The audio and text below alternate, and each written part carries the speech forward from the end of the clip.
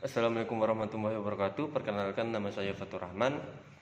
Di video ini saya akan menjelaskan pengajuan judul saya yang berjudul Sistem Pendeteksi Banjir Berbasis IoT dengan Fitur Monitoring Secara Real Time. Dalam video ini saya akan menjelaskan latar belakang, tujuan, metode yang akan digunakan serta pengembangan fitur yang akan saya lakukan di dalam tugas akhir ini. Latar belakang mengapa saya memilih judul ini adalah karena banjir merupakan salah satu masalah yang sering terjadi di Kota Ketapang, seperti halnya banyak yang terjadi di kota-kota lain di Indonesia. Banjir tidak hanya menyebabkan kerugian materi, tetapi juga berdampak pada keselamatan dan kesejahteraan masyarakat. Oleh karena itu, saya ingin mengembangkan sistem pendeteksi banjir yang mampu memantau kondisi banjir secara real time dan memberikan notifikasi kepada masyarakat dan pihak yang berwenang ketika terjadi potensi banjir. IoT sendiri adalah teknologi yang memungkinkan suatu objek untuk mampu berkaitan data lewat koneksi tanpa bantuan komputer dan manusia.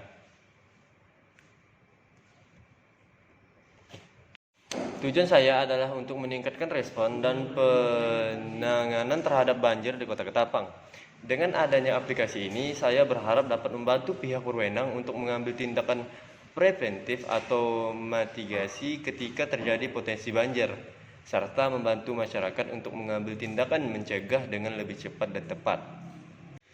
Sistem yang akan saya gunakan adalah dengan memasang sensor level air dan suhu di beberapa titik di Kota Ketapang. Sensor ini akan terhubung ke jaringan internet dan mengirimkan data secara real time ke aplikasi. Saya akan menggunakan multicontroller ESP8266 untuk menghubungkan sensor dengan jaringan internet. Saya juga akan memanfaatkan database yang akan tampil di website untuk menyimpan data dan menganalisis data tersebut. Metode penelitian yang akan saya gunakan adalah metode kuantitatif.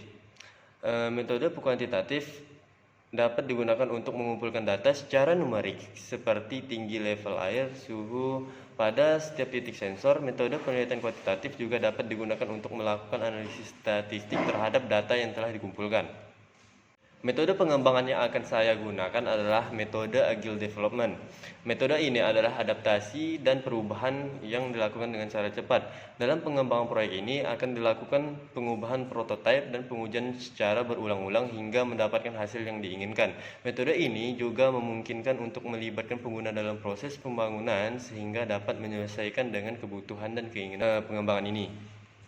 Pengembangan fitur yang akan saya lakukan di tugas akhir ini adalah mencakup fitur monitoring. Aplikasi ini akan membantu kondisi level air dan suhu di beberapa titik di Kota Ketapang secara real time untuk masyarakat atau pihak berwenang ketika terjadi potensi banjir. Saya juga akan mengintegrasikan aplikasi ini ke dalam aplikasi Smart City yang sudah ada di Kota Ketapang untuk meningkatkan efisiensi, kualitas hidup, dan pelayanan publik, dan akan terus dikembangkan. Baik, itulah penjelasan singkat dan jelas tentang latar belakang, tujuan, metode, dan pengembangan fitur yang akan saya lakukan di tugas akhir ini. Terima kasih. Assalamualaikum warahmatullahi wabarakatuh.